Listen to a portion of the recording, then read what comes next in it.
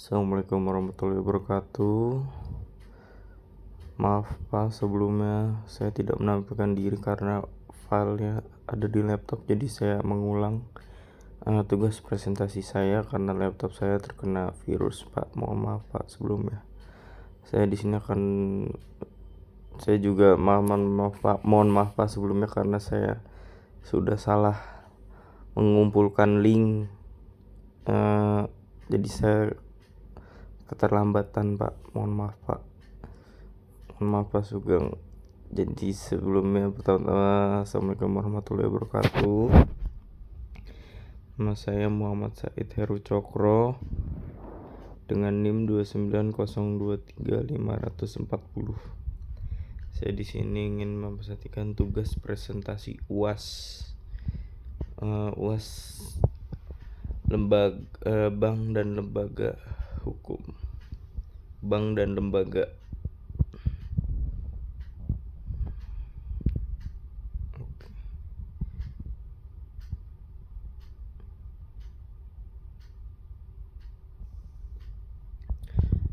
Selanjutnya pertama-tama materi yang saya akan bawakan adalah materi tentang koperasi yang pertama. Yang kedua ada materi dana pensiunan. Ketiga ada anjak piutang. Yang keempat ada microfinance dan LPK.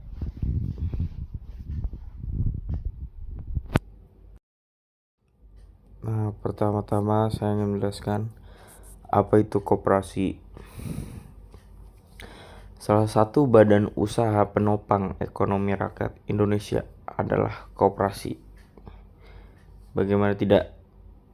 Pada tahun 2019 saja, Kementerian Koperasi dan UKM menyebutkan bahwa koperasi di seluruh Indonesia berjumlah 123.048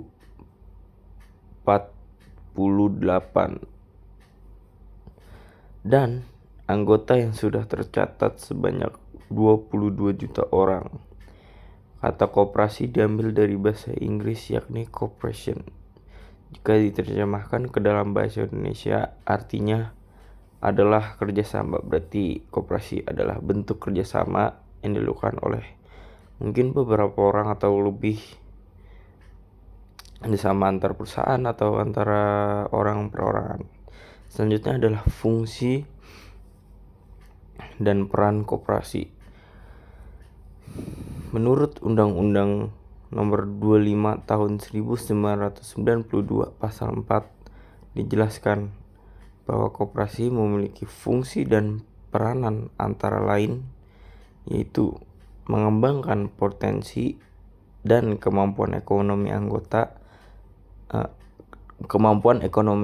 dan masyarakat berupa mempertinggi kualitas kehidupan manusia, memperkokoh perekonomian rakyat, mengembangkan perekonomian nasional, serta mengembangkan kreativitas dan jiwa berorganisasi bagi pelajar bangsa. Ya, dan selanjutnya ada dasar hukum koperasi. Koperasi memiliki dasar hukum sehingga koperasi merupakan badan usaha yang legal untuk dijalankan. Beberapa dasar hukum koperasi adalah sebagai berikut. Yang pertama adalah Undang-Undang Nomor 25 Tahun 1992 yang berjudul Perkoperasian. Yang kedua ada Peraturan Pemerintah Nomor 17 Tahun 1994 yang menjudul Pembubaran Koperasi serta isinya. Dan selanjutnya yaitu dana pensiunan. Kita lanjut ke materi selanjutnya. Materi selanjutnya itu dana pensiunan. Dana pensiunan merupakan salah satu lembaga keuangan bukan bank di Indonesia yang mempunyai aktivitas memberikan jaminan kesejahteraan pada masyarakat baik untuk kepentingan pensiun maupun akibat kecelakaan.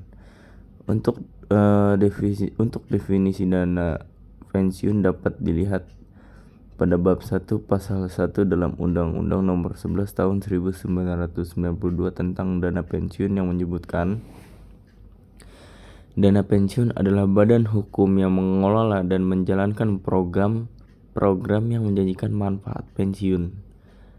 Adapun pengertian secara umum, dana pensiun adalah sebuah keputusan yang dibuat untuk menyiapkan sejumlah dana atau membangun perencanaan keuangan agar dana tersebut dapat dipakai ketika pensiun dan dalam membiayai masa-masa pensiunnya. Artinya ketika masa pensiun dialami, seseorang tidak merasa kehilangan secara mentalitas bahwa ia tidak memiliki kekuatan dalam menjalani kehidupan disebabkan perbedaan masa kerja yang penuh dengan berbagai aktivitas, namun ketika pensiun tanpa ada kegiatan termasuk memiliki pendapatan finansial. Selanjutnya ada tujuan dana pensiun. Dana pensiun bertujuan untuk memberikan kenyamanan pada hari tua. Sering di masa pensiun, setiap karyawan ingin menikmati hari-hari tua dengan lebih santai dan tenang, termasuk bisa memiliki waktu beribadah yang lebih banyak. Maka dengan adanya dana pensiun, diharapkan ia akan bisa menikmati semua itu dengan baik. Tujuan yang kedua yaitu membangun sikap persaudaraan dan kekeluargaan. Dengan adanya penyelenggaraan dana pensiun, diharapkan terbangun rasa persaudaraan atau kekeluargaan yang tinggi antara mereka yang masih aktif bekerja dan yang telah purna bakti dalam menjalankan pekerjaan. Ada prinsip yang harus diingat bahwa generasi sekarang ada generasi penerus dari generasi sebelumnya, dan salah satu wisma tersebut tidak melupakan pada orang yang telah bekerja. Dan yang berapa ini? Selanjutnya, asas-asas dana pensiunan. Asas pertama itu ada asas keterpisahan kekayaan dana pensiun dari kekayaan badan hukum pendirinya. Maksudnya mungkin keterpisahan oleh badan hukum mungkin ya. Yang kedua ada asas penyelenggaraan dalam sistem pendanaan. Yang ketiga ada asas pembinaan dan pengawasan. Yang keempat ada asas penundaan manfaat. Yang kelima asas kebebasan untuk membentuk atau tidak membentuk dana pensiunan. Mungkin asas yang kedua itu penyelenggaraannya dalam sistem pendanaan. Kalau asas yang ketiga diawasi atau pengawasannya melalui lembaga tertentu, misalnya kebebasan untuk membentuk atau tidak membentuk, kebebasan jadi kita harus bebas bentuk dana pensiun atau tidak. Selanjutnya ada anjak piutang. Materi selanjutnya berarti adalah anjak piutang.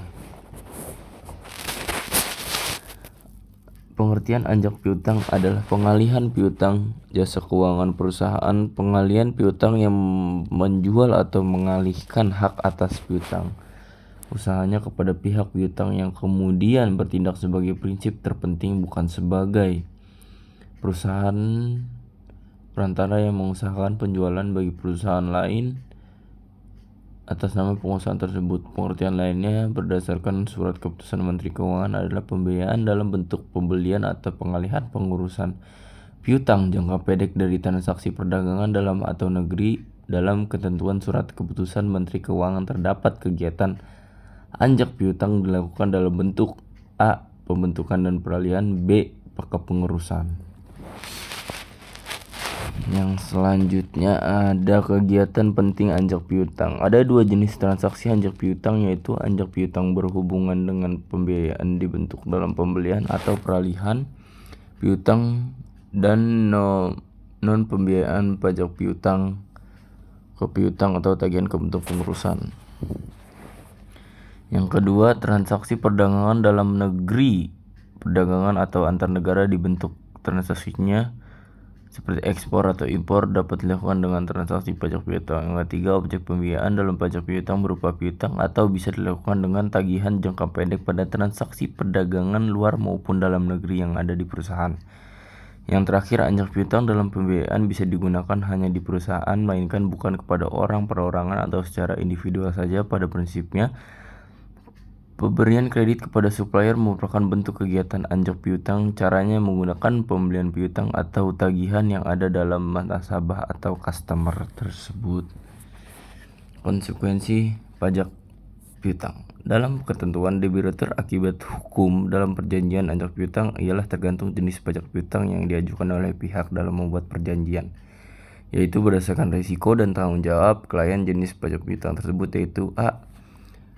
Restructuring factoring, yaitu klien di sini akan dapat menanggung risiko apabila nasabah tidak memenuhi kewajiban. Jadi perusahaan akan mengembalikan pembayaran dan bertanggung jawab akan membayar piutang kepada klien tersebut atas ketidaktagihan piutang tersebut. Yang kedua, without resource factoring, yaitu perusahaan akan menanggung risiko apabila nasabah tidak memenuhi kewajiban. Jadi pihak klien tidak akan bertanggung jawab buat melunasi piutang tidak tertagih tersebut dari nasabah. Maka dari itu, akibat hukum yang akan timbul dalam perjanjian ini ialah tergantung dari jenisnya anjak piutang yang dipilih oleh pihak masing-masing dalam perjanjian, yaitu resource factoring dan without factoring. Yang materi terakhir ada microfinance dan LPK. Microfinance adalah kegiatan pemberian modal untuk usaha skala kecil dan menengah tanpa ajuan sesuai namanya, yang terdiri dari dua kata, micro dan finance.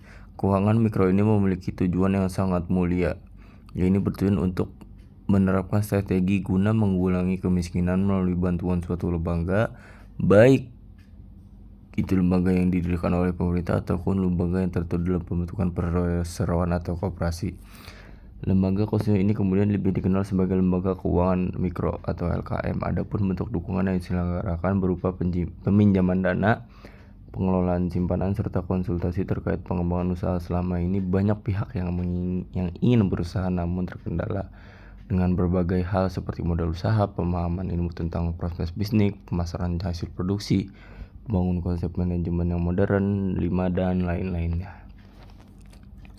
Prinsip finance dan LPK bersifat umum artinya semua pihak dan siapa saja yang layak untuk menerima kredit microfinance akan memperolehnya. Mengenai penafsiran kelayakan ini, setiap lembaga yang menyalurkan kredit microfinance memiliki kriteria kelayakan yang dikemukakan. 2. Bersifat individual artinya diberikan secara individual dengan melihat keyakinan individu tersebut dalam menerima dan mengelola kredit. 3. Bersifat selektif artinya keputusan dilakukan secara sangat hati-hati, yaitu sebagaimana prinsip dalam dunia perbankan, di mana pihak mendapatkan atau berhak memperoleh kredit adalah mereka yang dianggap layak oleh perbankan. Tentunya perbankan akan menerapkan berbagai konsep yang bersifat dan berbagai skala hukum. Yang terakhir, bersifat bisnis artinya bahwa pemberian kredit dilihat dari segi sound banking consideration, maka kredit maupun meminjam bahwa usaha bisnis perbankan masih akan terus dapat berlanjut dan berkembang. Selanjutnya ada LPK. Lembaga Peminjaman Kredit LPK merupakan suatu organisasi yang berusaha membantu mencarikan solusi bagi mereka yang mencari pinjaman namun mengalami masalah karena dianggap tidak bankable atau tidak layak, atau selanjutnya diusahakan oleh bankable, layak memperoleh. Peminjaman kredit terjadi dengan kesepakatan ketiga belah pihak, yaitu debitur, kreditur, dan peminjaman dengan penjelasan baik segala hak dan kewajibannya. Perlibatan peminjaman dalam hubungan antara debitur dan kreditur telah menerapkan peminjaman sebagai hak yang dianggap penting dalam usaha, memberikan pengaruh kepada pengembangan dan kepedulian yang tinggi kepada kondisi perkembangan dan microfinance di Indonesia. Sekian Pak presentasi dari saya, kurang lebihnya mohon maaf. Assalamualaikum warahmatullahi wabarakatuh.